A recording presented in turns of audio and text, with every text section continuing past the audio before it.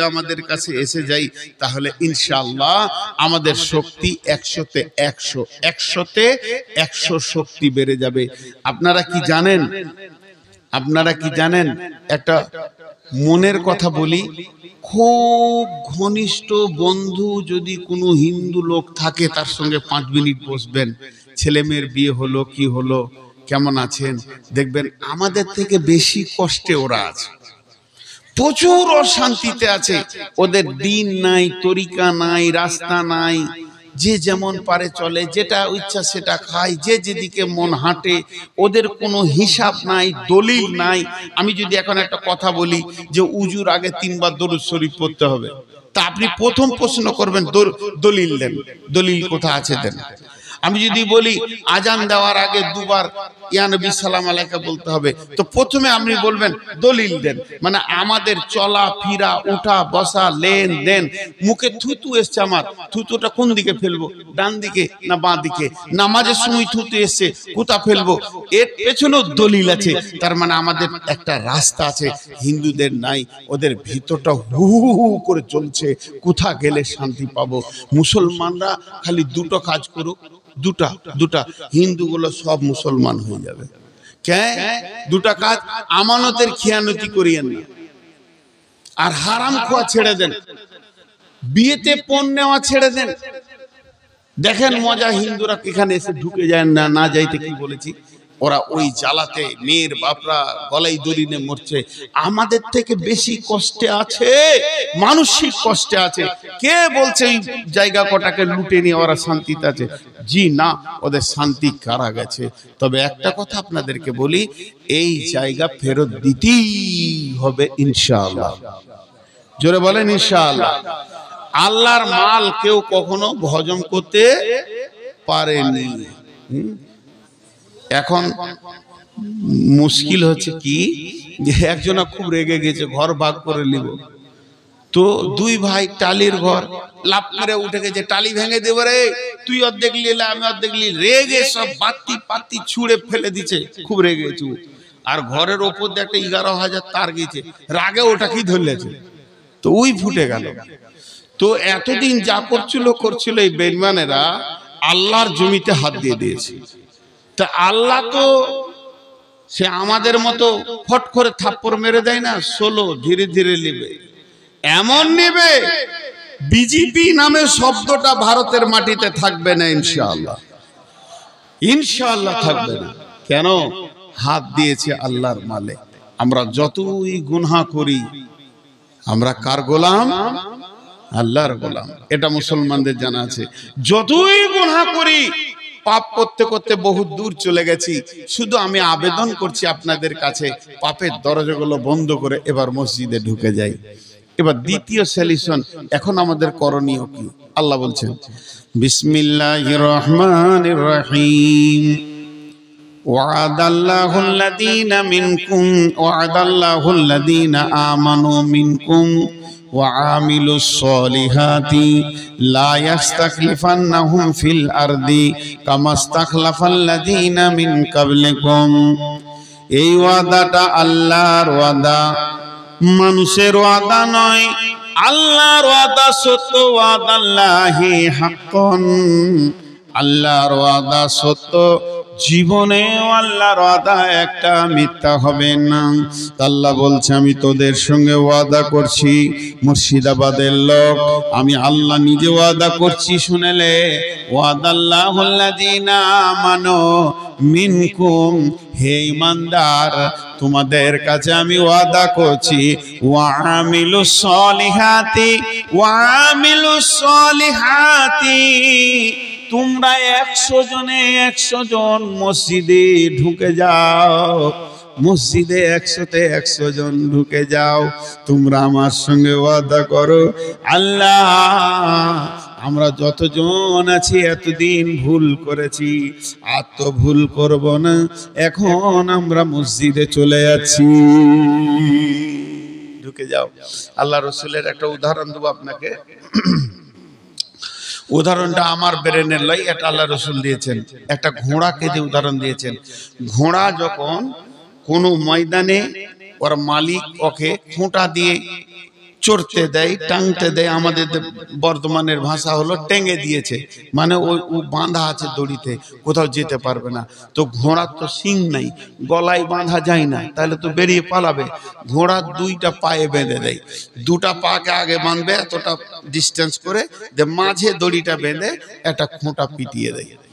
আল্লাহ রসুল ওই ঘোড়াটার উদাহরণ দিচ্ছে যে ঘোড়ার মালিক এক সবুজ ময়দানে তাকে ঘোড়ার খোঁটা বেঁধে তাকে খোঁটাটা মজবুত করে পিটিয়ে দেয়। ঘোড়া চড়তে থাকে, ঘোড়া চড়তে থাকে, চড়া গায়ে ঘাস ঘুরে ঘুরে ঘুরে ঘুরে ঘুরে ঘুরে খায়, এক দাঁত থেকে খায়। যখন চড়তে থাকে ঘোড়া অনেক আনন্দ হয়, আমি খেতে পাচ্ছি। এই আনন্দে আত্মহারা হয়ে সে ভুলে যায় আমি কোথা আছি, আমার মালিক আমাকে খোঁটা বেঁধে দিয়েছে। এইটা ভুলে গিয়ে সে তখন সোজা হাঁটতে শুরু করে। যখন সে সোজা হাঁটে, দড়িটা যত দূর পর্যন্ত হাঁটবে, এর ফলে যখন সে পা তুলবে তখন দড়ি তাকে ঝিটকা মেরে দেয়। আর দড়ি তাকে একটা কথা বলে, সেই কথাটা কি? দড়িটা বলে, ঘোড়া রে তুই স্বাধীন নস, তোর একটা মালিক আছে, সে তোকে বেঁধে রেখে চলে গেছে। ঘোড়াটা তখন দড়িটা দিকে তাকায়, তাকিয়ে তাকিয়ে নিজের মনকে বলে, মন রে আমি স্বাধীন নয়, আমার জীবনের একটা মালিক আছে, সেই মালিক আমাকে বেঁধে দিয়েছে। আমি একটা সীমার মধ্যে বাঁধা আছি, 50 ফুট হোক 60 ফুট হোক, এটা আমার মালিক আমাকে দিয়েছে। এত দূর পর্যন্ত যাব, তার বাইরে যখনই পা তুলব তখনই আমাকে টানা পড়ে যাবে। তখন ঘোড়া ওই দড়িটা দেখতে দেখতে দেখতে দেখতে গিয়ে খুঁটাটার দিকে তাকিয়ে দেখে, আর মনে মনে বলে, মন রে তুই এই খুঁটার আবদ্ধেই রয়েছিস রে মন, তোকে এই খুঁটার মধ্যে দিয়ে তোর মালিক চলে গেছে। এটা বিশ্ব নবী উদাহরণটা দিলেন কেন, এমন করে বললেন কেন? এটা ঘোড়াকে বলে নাই, আমাদেরকে বলেছে, হে মুসলমান তোমরা হলে একজনার গোলাম, তুমি যার গোলাম তার নাম আল্লাহ। সেই আল্লাহ তোমাকে বেঁধে রেখেছে, কোরআন হাদিসের দড়িতে তোমাকে বেঁধে রেখেছে, তুমি তার বাইরে যেতে পারো না। তো মানুষ ঘোড়ার মতো একটু আনন্দের দুনিয়া করতে গিয়ে মার্কেটে ঘুরে ছেলে মেয়ে বিবির মুখ দেখে, নাতি নাতনিকে দেখে আনন্দে আত্মারা হয়ে যায়।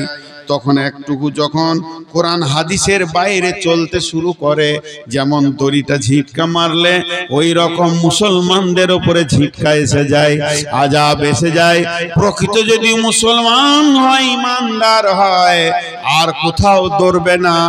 যখনই ঝিটকা এসে যাবে আল্লাহর থাপ্পড় লেগে যাবে। আল্লাহ তো নিজের হাতে থাপ্পড় মারতে আসবে না, কোনোভাবে ওকে একটা থাপ্পড় মারবে যাকে ভালোবাসে। এই যে ভারতবর্ষের মুসলমানদের গালে আল্লাহর তামাচা পড়েছে, এটাকে ভাবতে হবে আল্লাহর তামাচা, বিজেপির নয়, শিবসেনার নয়। এই সময় সে কি করবে? ঘোড়াটা যেমন দড়িটাকে ধরে নিয়ে খোঁটাটার কাছে চলে যায়। মুসলমান যে হবে ইমানদার, এই সময় মসজিদে ঢুকে যাবে। এইখানেই তার খোঁটা, এই খোঁটাতেই সে চড়ছে। মসজিদে ঢুকে গিয়ে দুরিকাত সলাত পড়বে, সলাত পড়ে মাবুদের কাছে হাতটা তুলে বলবে, মাবুদ আমি বড় বেঈমান, আমি ভুল করেছি, তোমাকে ভুলে গেছিলাম।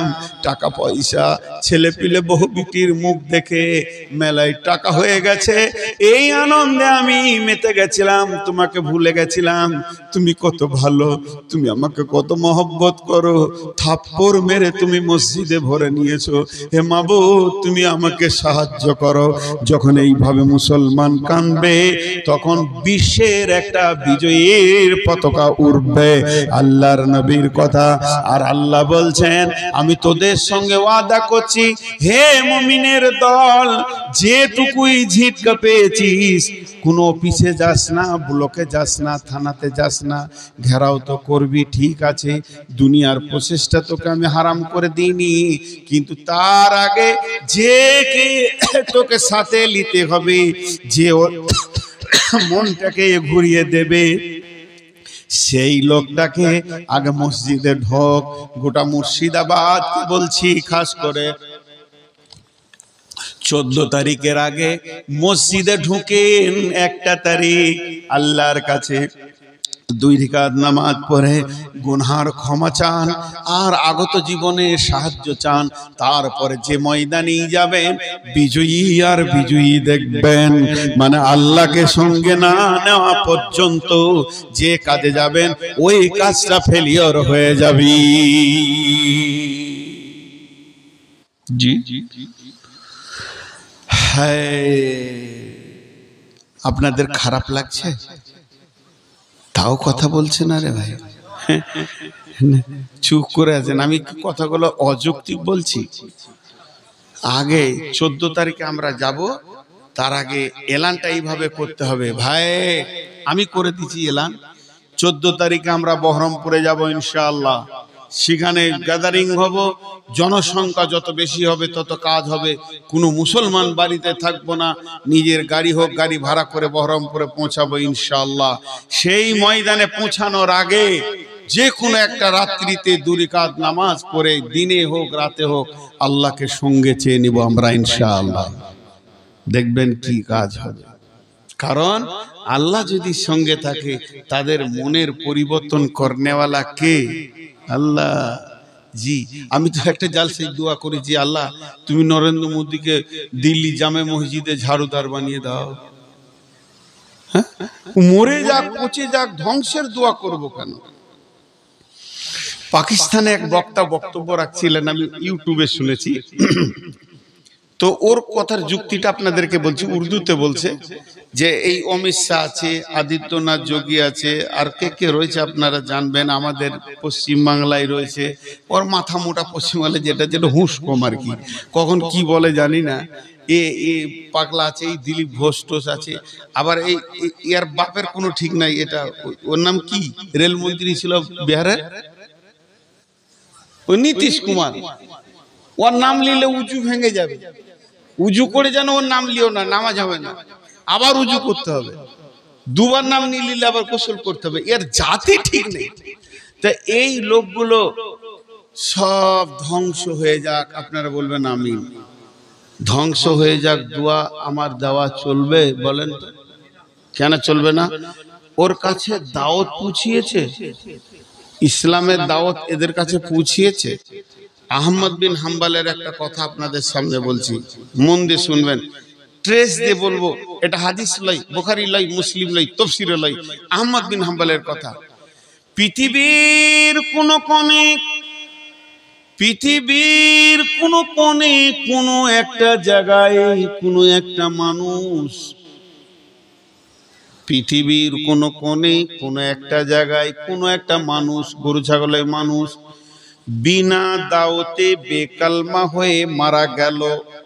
তার কাছে দাওয়াত পৌঁছালো না, ইসলামের খবর পৌঁছালো না, আর বেকালমা হয়ে মারা গেল। ওই লোকটা যে গুনাহ হলো, ওই গুনাহটা কিয়ামতের দিন মুসলমানদেরকে ভাগ করে দেয়া হবে। কেন দাওয়াত পৌঁছালো না? বন্ধুরে, এই যে মোদি আছে, যোগী আছে, আর অমিত শাহ আছে, এদের কাছে কালেমার দাওয়াত পৌঁছায়নি, ইসলাম পৌঁছায়নি। এর জন্য মুর্শিদাবাদে আপনাকে আমাকে নূর মোহাম্মদকে আল্লাহ ধরবে না। এদের কাছে কালেমা পৌঁছাবে কে? সৌদি সরকার পৌঁছাবে। সরকারে মিটিং হবে। ও যে লেভেলের লোক, ওই লেভেলের মুসলমান যারা আছে ওদের তো টেলিফোনে কথা হয়, কালেমার দাওয়াত দাও, তৌহিদের দাওয়াত দাও। যদি দাওয়াত কবুল না করে তারপরে বদদুয়া করে দাও। আগেই বদদুয়া করে দিব চলবে না। এর জন্য আমি অনেক জায়গায় বলি, আল্লাহ জাকির নায়েককে আরো কিছুদিন হায়াত দেখ এবং লোকটাকে জান্নাত নসিব করুক। কেন? ওকে দিয়ে পৃথিবীর কোণে কোণে ইসলামের দাওয়াত পৌঁছেছি। টিভি দিয়ে কেউ বলতে পারবে না যে দাওয়াত পৌঁছায়নি। তো ভাইরা আমার, এদের কাছে দাওয়াত পৌঁছাতে হবে। দাওয়াত পৌঁছায়নি, ওদের লেভেলের লোকরা শুয়ে আছে, ভারতের মুসলমানকে মারছে, দুবাইয়ের সরকার ডেকে আবার ডোনেশন দিচ্ছে। শান্তিপ্রিয় নেতা বলে তাকে আবার আখ্যায়িত করছে। জবাব কি লাগবে না? কুড়ুলকে বলছে গাছ, আমাকে কাটছিস কেন? তোর কি করলাম? কুড়ালি ধপ করে গাছে মেরেছে। গাছ বলছে আমি নরম আর তুই শক্ত, লোহা তো শক্ত, তো তুই আমাকে মারছিস কেন? আমি তোর কি দোষ করলাম? তখন গাছকে কুড়াল বলছে আমি মেরেছি বে, তোরই জাত আমার পাছায় লেগেছে উঠেছে। সেও কাট। আজকে ভারতের মুসলমান মরছে, দুবাইয়ের ও হারামখোর ছাঁটা দাড়ি ওর মুখ পানে তাকাইলে ওর উজু ভেঙে যাবে। খালি ফতোয়া দিয়ে দিচ্ছে, আমি সামালতে পারছি না। ও বেঈমান আবার ওকে প্রাইজ দিচ্ছে, বিশ্বে শান্তিপ্রিয় নেতা বলে আখ্যায়িত করছে। এগুলো জবাব কে দিবে? জবাব লাগবে। এরা জানে না যে কি চলছে, খবর পায় না, পায়। এগুলো আমাদেরকে মনে করছে পিঁপড়ে মরছে, গরু ছাগল মরছে, ওরা গদিতে আছে, ও কোটাই মানুষ। জি না, আজকে মুসলমানদেরকে স্ট্রং হতে হবে। আমরা বিজয়ী হবই, ইনশাআল্লাহ বিজয়ী হব। এ সম্পত্তি ফেরত দিতেই হবে। শুধু ফেরত দিবে না, ওর ডবল দিতে হবে, ওর বাপকে দিতে হবে। কারণ না দিয়ে উপায় নাই। এ সম্পত্তি আল্লাহর পাকারে চলে গেছে, আল্লাহর কাছে কেস চলে গেছে, আল্লাহর কাছে পৌঁছে গেছে। কেউ দিয়েছে না দিয়েছে, আমি নূর মোহাম্মদ দিয়েছি আল্লাহকে, আপনারাও দেন। যখনই নামাজ পড়বেন একটা কথা মুখ দিয়ে বলবেন, আল্লাহ এই তোমার জমির কেস তোমাকে দিলাম। আব্দুল মুতাল্লিব বলেছিল আব্রাহা বাদশাকে, আব্রাহা বাদশা বলছে ওই তোর ঘর ভাঙতে চললাম, কত তুই ঘরের লোককে, যারা দুনিয়ার লোক এসে তোর ঘরে খালি পাকার মারছে, চক্কর মারছে, আর আমি একটা আলাদা কাবা করেছি, আমার কাবা কেউ যায় না, তোর ঘরকে ভেঙে দিব। আব্রাহা বাদশাকে বলছে দেখ ভাই, আমার উটটি লিস না, উটটির মালিক আমি, আমাকে দিয়ে দে, যার ঘর সে দেখে নিবে। দিলে শেষ করে আল্লাহ ফুটিয়ে ফাজা আলাহুম কাসফি মাকুল, একদম তুসুর মতো হয়ে গেল। তাই আমি সমস্ত মুসলমানদেরকে একটা ডাক দিছি, একটিবার আল্লাহর কাছে চোখের পানি ফেলেন। আর কিছু চাই না আপনাদের কাছ থেকে। আমি এই মিডিয়ার মাধ্যম দিয়ে ভারতবর্ষ কেন পৃথিবীর মুসলমানের কাছে ভিখিরির মতো হাত চাইছি। যার যেমন হাত আছে, যার যেমন জ্ঞান আছে, একটিবার মাবুদের কাছে ইস্তেগফার করেন আর আল্লাহর কাছে দুটি হাত তুলে বলেন, এই আল্লাহ তোমার সম্পত্তির হেফাজত তুমি করো, আর আমরা পারছি না, আমরা ব্যর্থ হয়ে গেছি। দেখবেন এর রেজাল্টটা কত ভয়ানক হবে, এর রেজাল্টটা কত ভয়ানক হবে। আল্লাহ বলছেন বিসমিল্লাহির রহমানির রহিম, লিইলাফি কুরাইশ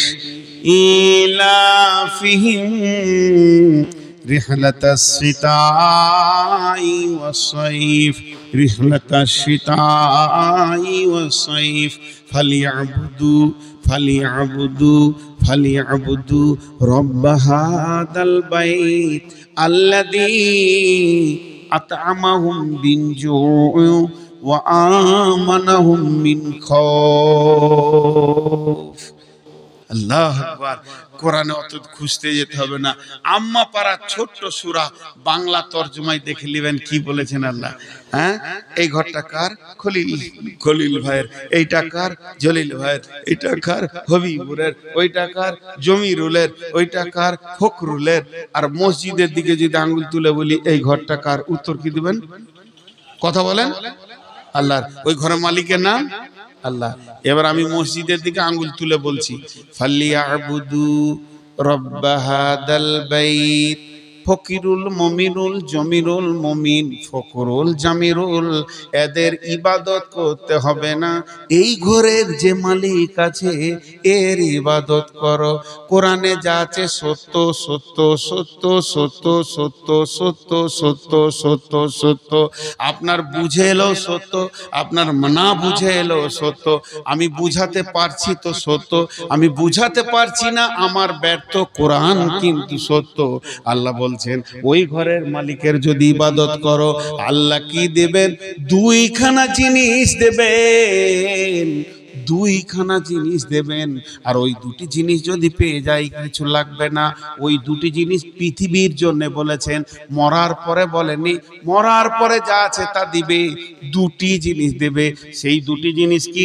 আল্লাযী আতামাহুম মিন জু'ইন ওয়া আমানাহুম মিন খাউফ। এই ঘরের মালিক তোমাদেরকে যখন ভোগ লাগবে খেতে দিবে, তোমাদের অভাবকে উন্মোচন করে দিয়ে বরকতের ময়দানে ভরে দিবে। আর দ্বিতীয়টা কি দিবে?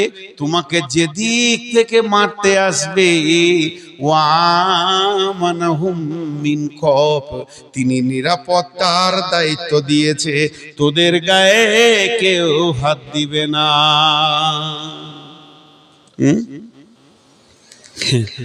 আমাদের বোলপুরে একটা কুকুর, কুত্তা স্করপিও গাড়িতে চেপে বেড়াইছে। কপাল কত ভালো রে বা, হ্যাঁ, স্করপিও গাড়িতে আছে। একদিন দেখছি উমরপুরে অনেক রাত 1:30 2টার সময় চা খাবো, বাড়ি যাব, তার একটা গাড়ি এসে লাগলো, যাইলো মনে হয়। তো সবাই নেমে চা খেয়েছে, তো কুত্তাটা জানলাতে মুখ বার করছে আর জিভ বার করেছে। আমি বললাম, তোর কপাল কত ভালো রে, কত টাকায় কিনেছিলি?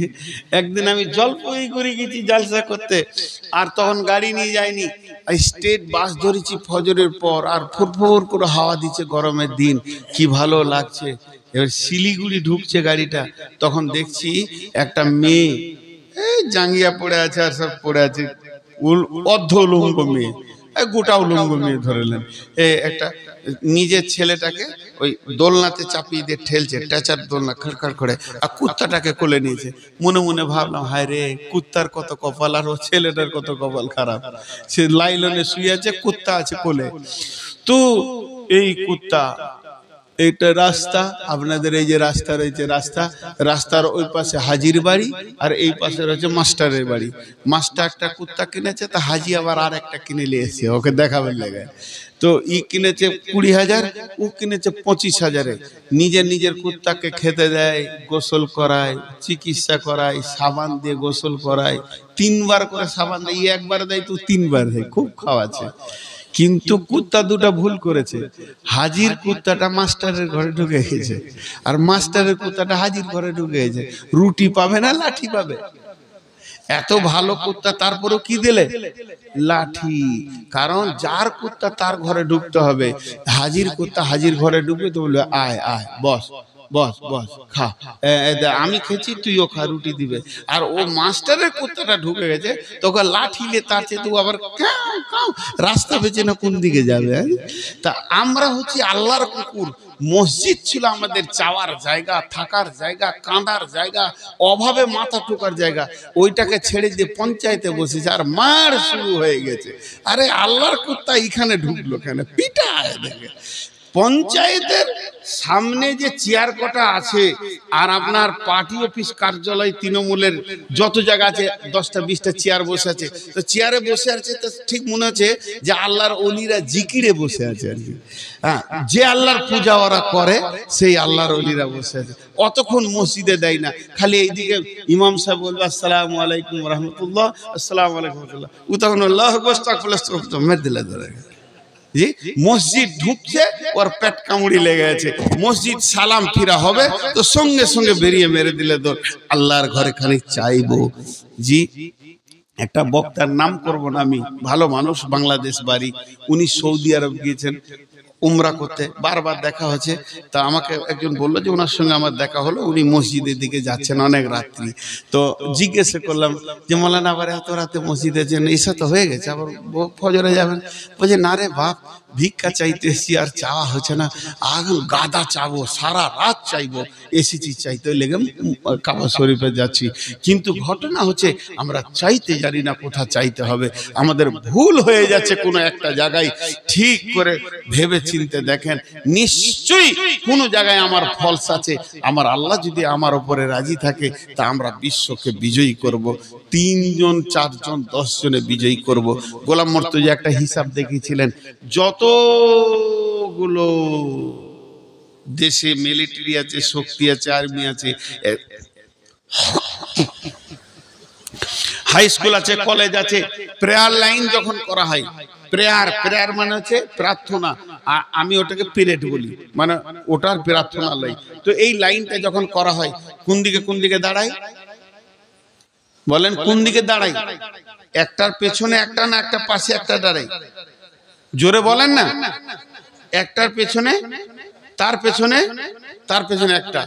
সারা পৃথিবীতে এখনো যতগুলো প্রেয়ার করা হয় পেছনে পেছনে দাঁড়ায়। তাহলে এক পেছনে এক কত হলো? তার পেছনে এক কত হলো? এমনি করে 4, 5, 6, 7 যত গুনবেন গুণ ওইভাবে বাড়বে। আর আল্লাহ রসুল প্রেয়ার লাইন কেমন করে শিখিয়েছেন?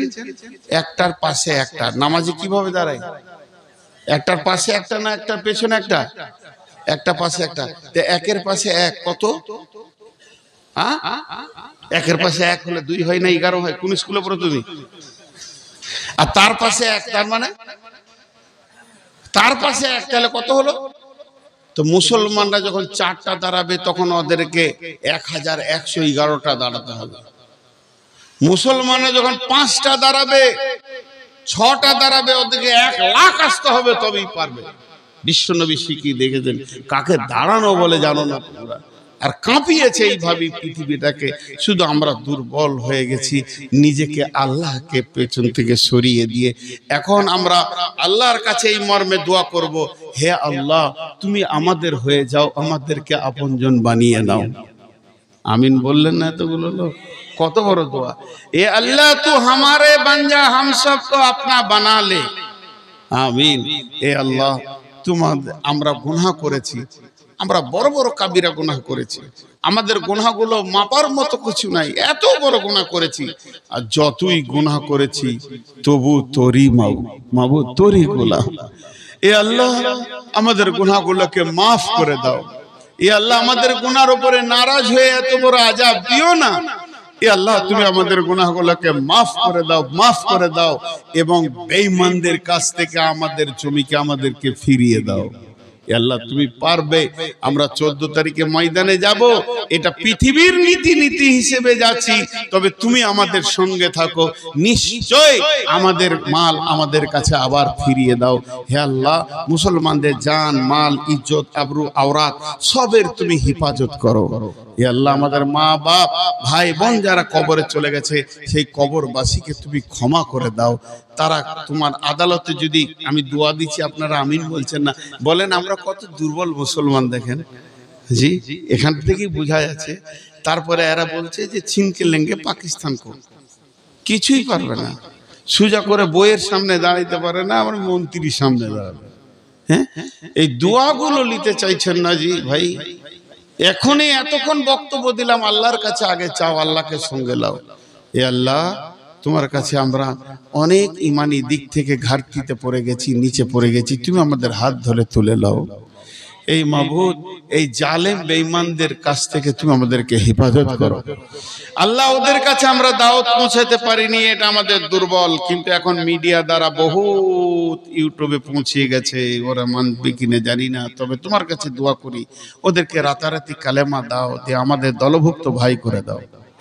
যদি তোমার কলমে কালেমা না থাকে তো দৃষ্টান্তমূলক আযাব দিয়ে ধ্বংস করে দাও। হে আল্লাহ তোমার নবী বলেছে মুসলমান সমূলে শেষ হবে না, বেশ হক হবে না। তোমার নবী যখন বলেছে তখন হবে না, তুমি মেনে নিয়েছো। আমরা তো তোমারই গোলাম, আমরা তোমার গোলামি করতে পারিনি, তুমি আমাদেরকে ক্ষমা করো। তা বলে ওই বেঈমানদের হাতে তুলে দিও না, তুমি আমাদেরকে হেফাজত করো। আল্লাহ তুমি আমাদের আখিরাতকে হেফাজত করো। আমাদের মা বাপ ভাই বোন যারা মারা গেছে তাদেরকে মাফ করো। আর আজকের এই মাহফিলটা প্রথম বার্ষিকী না, 6 নম্বর বার্ষিকী। তা এই ছেলেগুলো জোয়ান ছেলেরা কে চালাবে?